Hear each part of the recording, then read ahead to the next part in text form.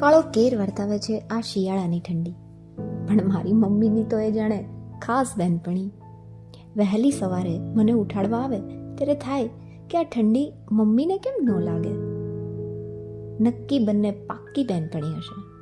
માંડ માંડ હું તો ગોદડામાંથી નીકળું અને ગરમ પાણીની ડોલ જોઉં તો હાશ અનુભવું. ઠૂઠવાતા તૈયાર થઈ અને રસોડામાં આવું તો ઘર ચોખ્ખું ચણાક કરીને મમ્મી તો ઊભી ભાખરી બનાવતા જ ચા પીતી હોય અને મારી ચા ભાખરી તૈયાર હોય.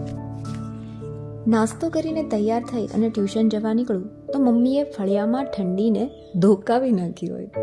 આવી ઠંડીમાં એ ઝાટકીને કપડાં સૂકવતી હોય અને મને એની વાછટ ઉડે ને તો પણ થાય કે જાણે કાંટા વાગ્યા. અને એ કપડાં ધોઈને થયેલી અડધી ભીની સાડીમાં પણ વાસણ ધોઈ લેતી હોય ને 7:30 સ્કૂલે પહોંચી ગઈ હોય.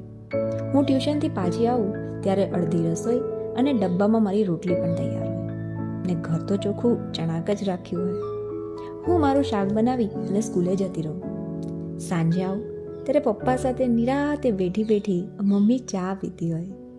રસોડું ચકાચક અને કપડાં દોરીએથી કબાટમાં જતા રહ્યા હોય. આ ઠંડીની જેમ ગરમી મમ્મીની બહેનપણી. ધૂમ ધકતા ઉનાળામાં અમારે વેકેશન થઈ ગયું હોય અને એને હજુ જવાનું હોય. 12:30 બપોરે ઘરે આવે એટલે બહાર ઓટલે જ બેસી જાય અને બૂમ પાડે, છોકરાઓ એક પ્યાલો પાણી પાવ હવે. હું પાણી દેવા આવું ત્યારે 2 થેલીઓ શાકભાજી ને તરબૂચ ને બીજી વસ્તુઓથી ભરીને પડી હોય અને મમ્મી પ્યાલો લેવા હાથ લંબાવે એમાં થેલીના નાકાની લાલ છાપ પડી હોય. હું તો એ જોયું ના જોયું કરી અને જતી રહું ઘરમાં પંખા નીચે રમવા ને મમ્મી કલાક પછી સીધી બૂમ પાડે, એ ચાલો છોકરાઓ જમવા. સાડીના છેડાથી પરસેવો સાફ કરતી બેસી જાય અને કહે, લેજો પંખો ભૂલાઈ ગયો, ચાલુ કરો ને છોકરાઓ. ત્યારે મને થતું કે તડકામાં ચાલતી આવી અને આવી ગરમીમાં ચૂલા પાસે ઊભા રસોઈ બનાવતી હતી ત્યાં સુધી ગરમી મમ્મીની બહેનપણી હતી. હવે કેટલા થઈ ગઈ લાગે છે.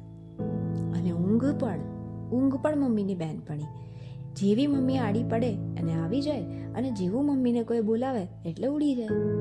હા, એક થાક દુશ્મન હતો મમ્મીનો કદાચ, કારણ કે એ ક્યારેક જ આવતો મમ્મી પાસે. આજે હું મમ્મી છું ત્યારે યાદ આવ્યું કે લીંબુ, મીઠું કે સાબુ પણ મમ્મીના મિત્ર હતા. એક નાનકડો ચીરો કે દાજે કેટલા બાળે છે અને મમ્મી તો એક સિસકારામાં આ બધું ભૂલી જતી. એ હાથમાં ક્યારેય પટ્ટીઓ ના લગાડતી.